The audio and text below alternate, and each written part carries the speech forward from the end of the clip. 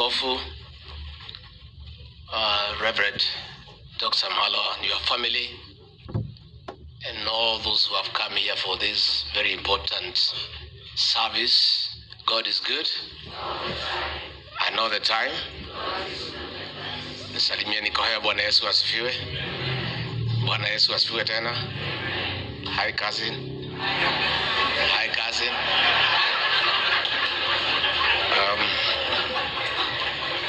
I want to say that I am very pleased to have had the opportunity to attend this wonderful service to celebrate a great man of God, Dr. Mwalwa. Yesterday, I went to see Dr. Kalonzo because I was away in the United Kingdom for a week. And when I came back, he was in Sekuru. And you know now, when things are very tough, families stay together. So I had not seen my cousin for 10 days. So I think we live like 4 kilometers apart. So I took an evening walk on foot to his house to go and find out how my cousin is doing. And after our discussion, he asked me, where are you going to church tomorrow? I told him I have not yet decided because I've been invited many places. I'm still thinking through. And then he said, please come and accompany me to go and celebrate a great man, a man who has given distinguished service to God and to the Church of Christ. And that is why I'm here. Fahali tu my cousin umenikosea, hukuniambia that this man is so great, we should have honored him by wearing a full suit and a tie. Si hapo kusoa amenikosea kidogo. Najua sasa wewe kazi unaniambia maneno vile iko. So me and Mwalwa, we apologize. Because listening to this testimony here, this is a great man. And we honor him. And Bishop, we agree that he is not retirement but transition. And great things are ahead. Listening vile anateremsha Kiingereza hapa, huyu tutahitaji mbele.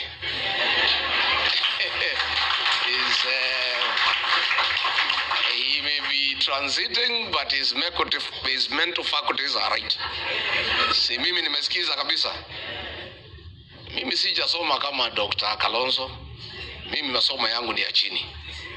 Lakini kusikiza, I'm able to listen and make good judgment.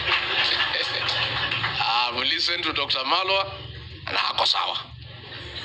In between the years, iko sawa. So we wish you well and your family, and as you transit, continue serving the church, continue serving humanity. Sisi nikimalizia tu, sitaki niseme ile maneno tumezoea huko nje tutaharibu hii sherehe. Si unajua sisi tuko na maneno makali huko nje. Lakini sio sisi ni mbaya. It is the way the situation is. You know, difficult times call for difficult interventions. People have been harassing me for the last 3 days. Rigiji, you are the most truthful man south of Sahara, north of River Limpopo. You always tell Kenyans what is happening. Ukisema mafuta ataongezwa na shilingi 40, inaongezwa na ngapi? Ukituambia gold inatoka Sudan, inakuwa. Wewe Rigiji, kwa nini hukutuambia hii maneno ya Ebola inaletwa Kenya? I have not spoken to that matter because I've actually been in shock. When I heard about it, I actually thought it is fake news. I thought it's AI. It has taken me time until my son, who is a medical doctor, Dr. Keith, came to see me yesterday morning and told me it is true. The United States government has said their citizens having Ebola should not step into their land because of the danger of any possible mishandling that can wipe the entire population of the United States of America. Then the United States of America have said, look for some country somewhere where we can take these people because we don't want them in our own. Woe unto us that the country has been identified as to where people with Ebola can be taken for quarantine, so that if something goes wrong, it doesn't go wrong in the United States, it is Kenya. We want to say this is wrong. We have nothing against the United States, but we are also a responsible country. If the US is saying this Ebola thing is so serious, we don't want our own citizens brought here because of the danger of any spread. It cannot be that Kenya, we are so good, we are so magnanimous, that we are willing to take the risk that the United States is not willing to take. I want to say this is wrong, and I want to agree with the High Court of Kenya, who have issued a conservatory order stopping the establishment of an Ebola center within the Republic of Kenya. And my son was telling me that I've come to tell you as a medical doctor, for the first time, I'm very happy you are removed from office. I asked him, how come? He said, we felt humiliated, we felt treated badly. But today I'm happy you are not part of that government, because this is a reckless government. Had you been deputy president and a decision is made to allow the establishment of an Ebola center in Kenya, I will be embarrassed as your son and as a medical doctor. So I'm happy you are out of this government, because you cannot be part of that recklessness of endangering an entire population. I want, with a lot of tremendous respect to the United States of America, the United States of America is the greatest, largest democracy. We admire their democracy and their observance of the rule of law and constitutionalism. We learn from the United States. We are not yet there. We would like to be like the United States in matters of democracy and the observance of the rule of law. I want to ask the United States of America, since there is a court order stopping the establishment of that center in Kenya, show us a way in observing the rule of law. Don't join Kenya in disobeying a court order and practicing impunity.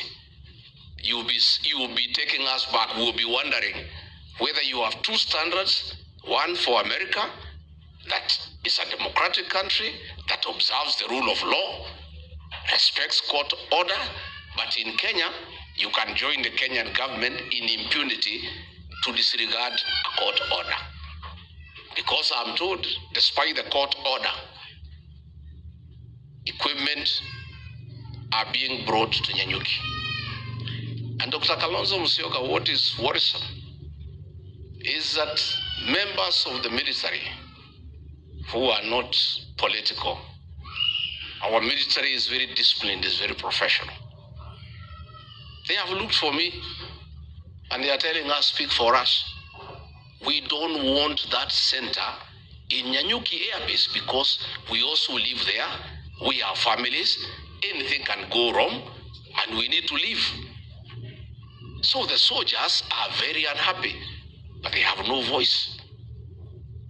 The people of Laikipia, Dr. Kalonzo, Eugene Wamalwa, have asked us to hold a meeting in Nyanyuki to give them an opportunity for public participation so that they can express themselves, so that the American government can know what the people of Laikipia feel. Because any decision that can affect people's lives, our constitution provides there must be public participation. The people of Laikipia were not consulted. The people of Kenya were not consulted. So I think in the course of the week, we'll organize a big public meeting in Nyanyuki, in Laikipia, to give the residents of that county an opportunity to express themselves as to how they feel and the danger that they see. I've just seen a report from the World Health Organization this morning saying that this Ebola outbreak that has come in DRC is a type that has no vaccine, and you need 6 months to develop a vaccine.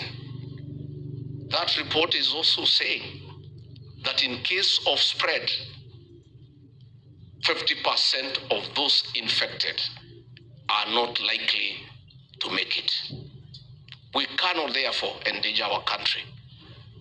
And we are saying we have no problem assisting other countries, but we cannot assist them in what themselves they are evading.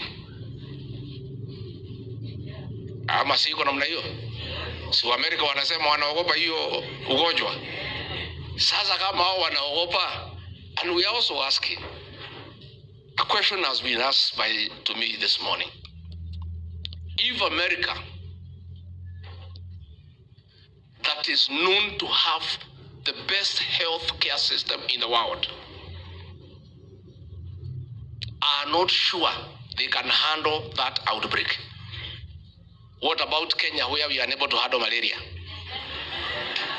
What about Kenya, where we have no equipment to deal with kidney failure? What about Kenya, where SHA is not working? What about Kenya, where there are no drugs? If America, the way it is established, they have the best working health system in the world, to an extent that medical equipment in America, even hospital beds and other equipment like MRI scanners, they only keep them 2 years. They discard them, they get new equipment. If they are that advanced and they lack confidence that they can handle that Ebola, what about our country here? Na zile shida tuko nazo. Hata hapa Kenyatta National Hospital gloves hakuna. Hata GV inakosekana. Hata chakula ya wagonjwa hakuna. Sasa Ebola mtawezana naye? Wakristo mtawezana na Ebola? Tumekubaliana tusikubalie hiyo maneno hapa. Na hatuna ubaya. It's a reckless decision and the government must reconsider. We cannot endanger the Kenyan population. We have too many problems. SHA is not working. Watoto hawasomi, hakuna school fees. Barabara hakuna, maji hakuna. We can live with all those problems. Lakini hii akifo hii hapana. Hiyo hatuko tayari hiyo. Hiyo mtuzuie hiyo tafadhali. Mimi sitaki nipitishe hapo. Nimeshukuru sana mchungaji, asante sana. Nataka kukualika ukipata nafasi ukuje unitembelee wa Mnyoro. Ndio nikuoneshe mlima Kenya uiangalie ufurahi. Tumekubaliana. So we want to wish this man of God peaceful transition. May God give him his favor. May God heal his wife. May God take care of his children. And he may continue to enjoy good health and prosperity so that he can continue to serve God and his people. I forgot because I found CS Anachem Tubo here. And it is great, it is important that I say that I'm very happy to hear she is taking care of the young girls. Her late husband was a great man and was a very great friend of mine. A family friend, a very focused leader from Baringo. And I hope, CS, they don't put you in trouble because you are sitting with us. We just met here. The truth of the matter, is that we could not come for his funeral because the political dynamics did not allow us to come. We wanted to tell you that we hold you in prayer and your family. Take care of that great family, of that great leader. He was a great leader for this country, and we were all very touched by his demise. And we want to ask you to hold strong, take care of his family, and continue with the good work you are doing here in church to take care of our young daughters. At a time when over 23 children are disappearing daily.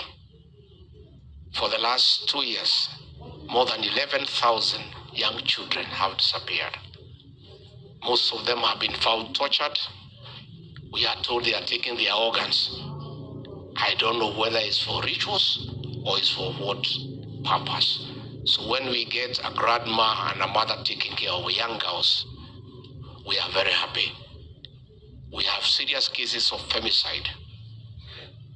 Parents, let us take care of our young children. Let us know where they are. Much as our children want a lot of freedom, we have a responsibility to take care of these young people.